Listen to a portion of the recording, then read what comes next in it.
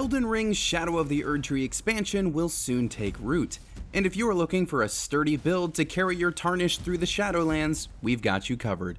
We've put together 7 practical builds based on what we're expecting to encounter in the DLC, one for each of the Great Runes. As stated, most of these builds are based on what we've gleaned from the trailer and already had confirmed by From Software. What you won't find on this list are some of our previous build guides, including PvP, Mage, and Blaidd. You'll find links to all of those in the video description, in case you want even more suggestions for how to build your character. The ones in this video will be fun and practical, with a little bit of fashion souls sprinkled in for good measure. We've also thrown in a few meta builds from the community, for those looking to min-max with certain weapons or spells. So whether you're a mage or a melee fighter, there's something for you. This first build works for both types, because it's all about your armor and accessories. Right after saying that the sky is blue, director Hidetaka Miyazaki confirmed that Shadow of the Erdtree will have a poison area, so you need to be prepared. The best armor for that area would be the Mushroom set, which has a massive immunity boost of 243. You can find it inside Seethwater Cave on Mount Gelmir, after you've opened the dungeon with 2 Stone Sword keys. Once you drop down the poison waterfall, hang left to make your way into the upper part of the room you just exited. Follow the ledge until you can make a right, and you'll find a chamber with several mushroom people praying to one of those giant flowers. The armor set is on a body next to it. The Spiral Horn shield confers a similar boost to your immunity. You'll find it on a body immediately south of the Mausoleum's Lake in eastern Liurnia of the Lakes. We've marked it on the map right here.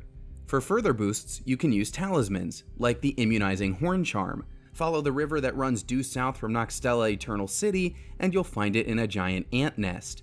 The modeled necklace has the same effect, and since both variants are actually found in related places, we'll show you where to get the +1 version. It's on top of the Hollowhorn grounds in Nokron Eternal City. These areas are accessible during Ranni the Witch's questline, which is simply too involved to include in this video. To get started, you'll have to clear Caria Manor and speak to Ranni at her tower behind the estate. This game-spanning quest actually leads to one of the main endings. We have a full walkthrough for the rest of it on our wiki, so hit the link in the description for all the info on that. There are also 3 easily accessible spells that will keep the poison from harming you too much. Cure Poison is the obvious one, and Brother Corrin sells it at Round Table Hold. If you give him the Two Fingers Prayer Book, he'll also sell Lord's Aid, which has the same effect. To get the prayer book, head to the fortified manor in Lanedale Royal Capital. From the first floor site of Grace, go to the door on the opposite corner of the main hall. Take a right and head straight to the end of the passage to find the book on a corpse in front of the fireplace. Finally, you can use Flame Cleanse Me to deal a little bit of burn damage to yourself in order to cure poison or scarlet rot. You'll find this spell on a body at the Fire Monk camp just southeast of the Church of Vows in Liurnia.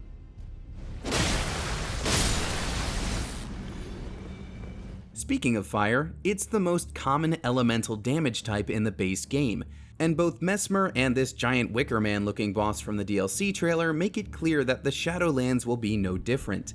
You'll need to be able to take the heat, and the greatest fire resistance comes from the Fire Prelate set. It'll take some grinding to get the full thing, but every part is dropped as potential loot from the Fire Prelates. They're found in several places in the lands between, but the first spot you'll probably encounter them is Fort Blaidd, at the western edge of Mount Gelmir.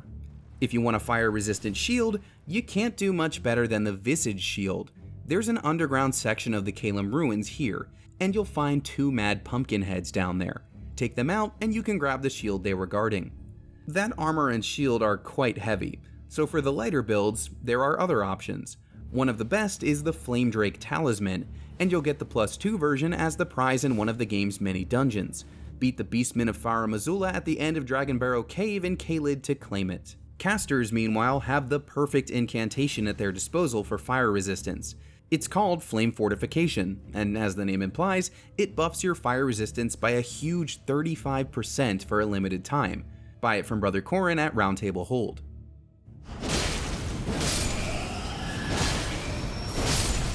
For melee fighters looking to utilize fire damage for themselves, the Blasphemous Blade is a great choice. Reddit user Geralt-of-Tsushima has a nice breakdown of their recommended gear, which will help you, quote, melt everything and recover HP while doing it. First things first, you'll need to beat Rykard, Lord of Blasphemy, to receive his remembrance.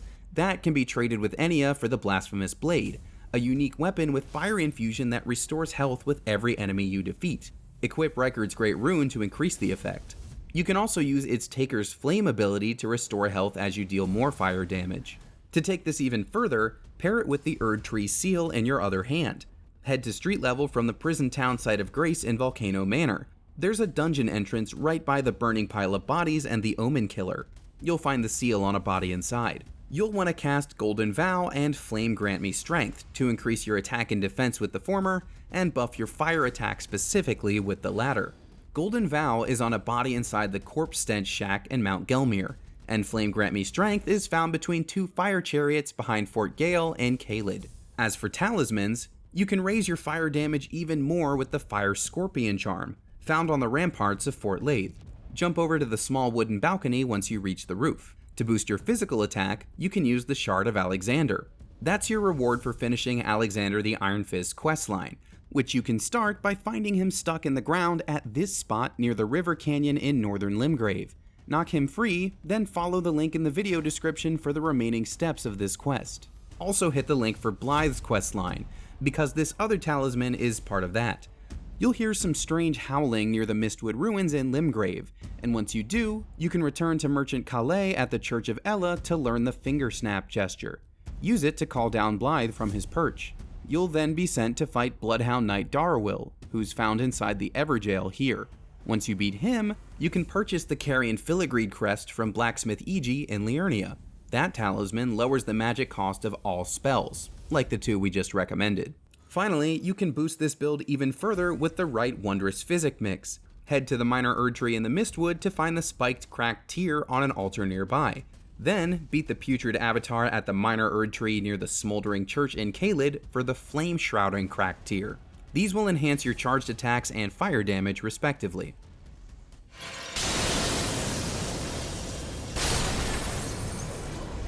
On the other side of the coin is ice damage, and any casters looking to cool the flames of Messmer can do so with a Frost Mage build. Reddit user Thovett has a solid setup that couples ice spells with a bit of melee. One of their go-to spells is Adula's Moonblade, a powerful late-game sorcery that slashes forward and fires off a blast of cold air.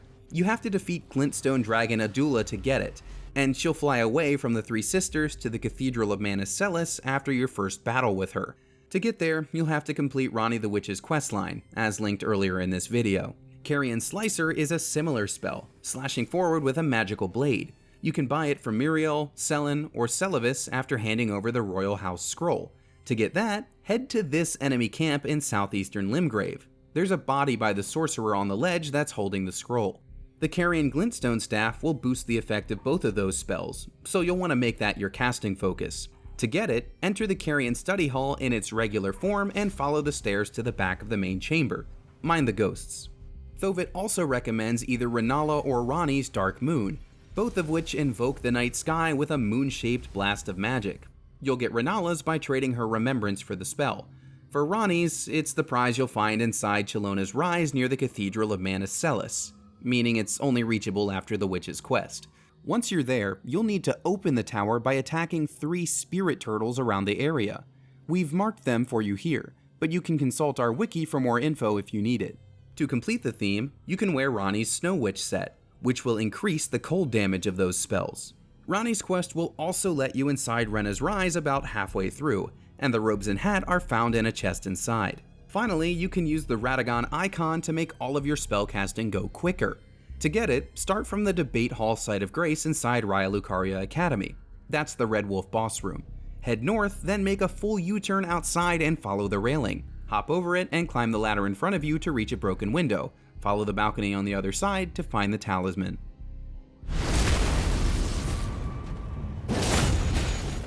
Messmer is called the Impaler, and that definitely sounds like pierce damage to us. To prepare for his impaling attacks, you'll need a sturdy set of armor. Lionel's set has the highest pierce reduction in the game, as well as a high poise value to prevent you from being staggered. You can get Lionel's set in Lanedale Royal Capital. Head to the Lower Capital Church site of Grace and look to the body in the bed in the same room. Search it to find the complete set. To further boost your defense, you can take your pick of any talisman with a defense bonus, really, but there's one we would recommend. The blue feathered branch sword cuts the damage you take in half when you're below 20%. Beat the Deathbird east of the War Master's Shack in Stormhill to get it.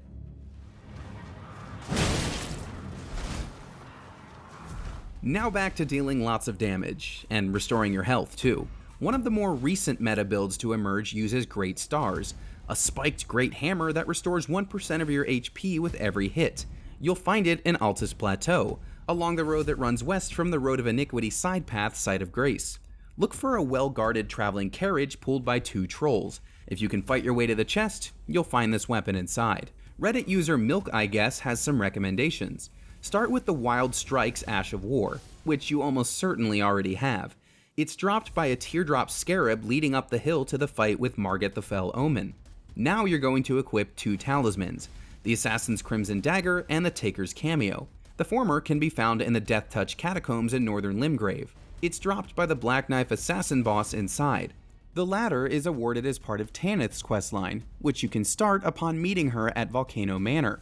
The quest involves assassinating 3 targets for her faction, and we'll direct you to our full walkthrough for all the details on those, if you follow the link in the description. With all this, you can use Wild Strikes to quickly build up Great Star's bleed effect, then use your jumping attack for massive damage. With those 2 talismans, you'll restore extra health on every critical hit and on every enemy defeated.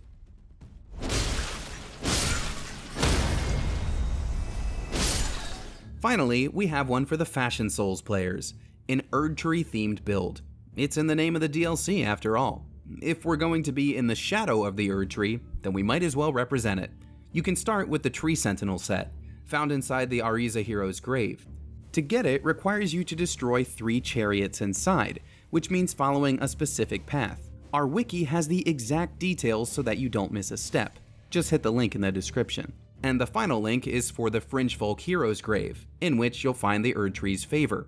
You'll find it in a hidden lower section of the Fringefolk hero's grave, if you drop off this spot at the second chariot ramp and make a U-turn. Melee fighters can also grab the tree spear in a carriage at the southern tip of the broken Liurnia highway bridge, and they can get an Erdsteel dagger from Kenneth Height after clearing out Fort Height on the eastern edge of Limgrave. He's found along the road to the Mistwood.